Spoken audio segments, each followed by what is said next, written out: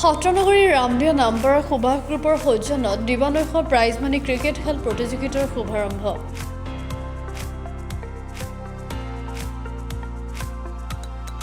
ৰামদিয়া নামপাৰা সুভাষ গ্ৰুপে সমাজত সুবাস বিয়পাবলৈ আগবাঢ়ি আহিছে। ৰামদিয়া বৰালিমৰা খেলপথাৰ প্ৰাংগণত গণৰাজ্য দিৱসৰ লগত সংগতি ৰাখি শনিবাৰৰ পৰা দুদিনীয়াকৈ এখন দিবানৈশ প্ৰাইজমানি ক্ৰিকেট খেল প্ৰতিযোগিতাৰ শুভাৰম্ভ কৰা হয়। খেলখনিৰ শুভাৰম্ভ কৰি বিজেপি অনুসূচিত জাতি মৰ্চাৰ উপসভাপতি প্ৰকাশ দাসে। প্ৰতিযোগিতাৰ প্ৰথম পুৰস্কাৰ 30,001 টকা লগতে ট্ৰফি এটা, দ্বিতীয় পুৰস্কাৰ 20,000 টকা লগতে ট্ৰফি এটা, মেন অফ দ্য মেচ সিৰিজ 2,001 টকা লগতে ট্ৰফি এটা, মেন অফ দ্য মেচ 1,001 টকা লগতে ট্ৰফি এটা ধাৰ্য কৰা হৈছে। প্ৰতিযোগিতাখনিৰ শুভ উদ্বোধনী অনুষ্ঠানত হাজো মণ্ডল বিজেপিৰ সভানেত্ৰী দীপাঞ্জলি ডেকা, জ্যেষ্ঠ সাংবাদিক অমনেন্দ্ৰ ডেকা সহিতে শতাধিক ক্ৰীড়াপ্ৰেমী ৰাইজ উপস্থিত থাকে। সুভাষ গ্ৰুপৰ উদ্যোগত অনুষ্ঠিত দিবানৈশ ক্ৰিকেট প্ৰতিযোগিতাৰ খেলখন আজি শুভ উদ্বোধন কৰিবলৈ পাই আনন্দিত হৈছোঁ আৰু ৰামদিয়া অঞ্চলৰ কিছু উঠি অহা নতুন যুৱকে সুভাষ গ্ৰুপৰ জৰিয়তে ৰামদিয়া তথা হাজো অঞ্চলত এটা খেলৰ পৰিৱেশৰ কাৰণে দিনে নিশাই প্ৰচেষ্টা লৈছিলে। আজি এই খেলখনৰ প্ৰথম দিন।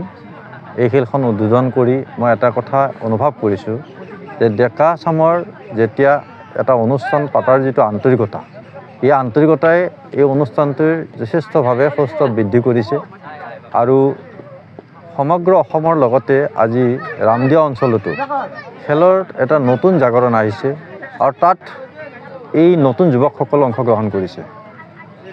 খেলক আমি এটা গণ আন্দোলনত ৰূপান্তৰ কৰাৰ কাৰণে ইতিমধ্যে অসম চৰকাৰৰ মাননীয় মুখ্যমন্ত্ৰী ডক্টৰ হিমন্ত বিশ্ব শৰ্মা ডাঙৰীয়াৰ নেতৃত্বত ক্ৰীড়া মহৰণৰ জৰিয়তে প্ৰতিটো অঞ্চলত থকা প্ৰতিভাসমূহক এখন প্লেটফৰ্ম দিয়াৰ কাৰণে বিশেষ ব্যৱস্থা লৈছে আৰু আজি এই ৰামদিয়াৰ সুভাষ গ্ৰুপে তেনেকুৱা এটা চিন্তাৰে এই ক্ৰীড়াৰ ক্ষেত্ৰত যাতে সকলো যুৱকে আগুৱাই যাব পাৰে তাৰ কাৰণে এনেকুৱা ধৰণৰ প্ৰতিযোগিতাই আটাইতকৈ উপকাৰ কৰিব উঠি অহা নতুন প্ৰজন্মক। মই আশা ৰাখোঁ ৰামদিয়া অঞ্চলৰ পৰাই ভৱিষ্যত ভাল ক্ৰিকেট খেলুৱৈৰ জন্ম হ'ব পাৰিব, তাৰে আশা মনত কৰিছোঁ আৰু এনেধৰণৰ প্ৰচেষ্টা ভৱিষ্যত দিনতো লৈ যোৱাৰ কাৰণে সুভাষ গ্ৰুপক মই বিশেষভাৱে আহ্বান জনাইছোঁ আৰু সুভাষ গ্ৰুপৰ ভাস্কৰ, চন্দন বা বিকাশ সকলো যুৱককে মোৰ তৰফৰ পৰা আন্তৰিক অভিনন্দন তথা শুভেচ্ছা জ্ঞাপন কৰিছোঁ। ৰামদিয়াৰ সুভাষ গ্ৰুপৰ তৰফৰ পৰা ইতিমধ্যে বিভিন্ন কাৰ্যসূচী আমি সমাপন কৰি আহিছোঁ। আমাৰ সামাজিকভাৱে আমি স্বচ্ছতাৰ দিশতেই হওক বা বিভিন্ন ধৰণে আমি কাম কৰি আহিছোঁ। এইবেলি আমি দিবানৈশ ক্ৰিকেট প্ৰতিযোগিতা অনুষ্ঠিত কৰিছোঁ দুদিনীয়াভাৱে। ইতিমধ্যে আজি আমাৰ শুভাৰম্ভণিৰ দিন।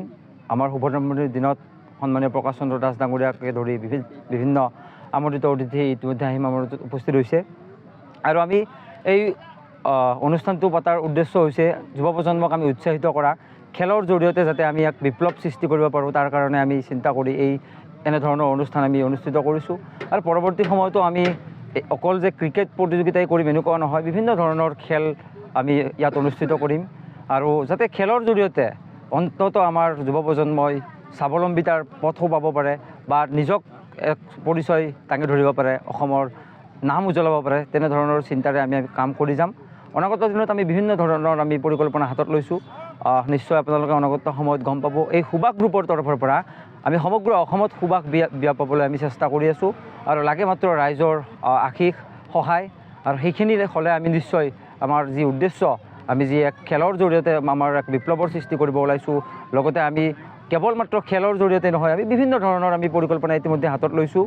আমি আমাৰ সমাজখন কেনেদৰে সুশৃংখলাবদ্ধভাৱে আমি স্থাপন কৰিব পাৰোঁ, এক নতুনত্ব আমি আনিব পাৰোঁ, তাৰ কাৰণেও আমি বিভিন্ন ধৰণৰ পৰিকল্পনা হাতত লৈছোঁ। অনাগত দিনত আপোনালোকে সেই কথাও নিশ্চয় জানিবলৈ পাব। আজি আমাৰ মাজত উপস্থিত হোৱা প্ৰতিগৰাকী ব্যক্তিক এই আপোনালোকৰ চেনেলৰ জৰিয়তে ধন্যবাদ আৰু আন্তৰিক কৃতজ্ঞতা জ্ঞাপন কৰিছোঁ।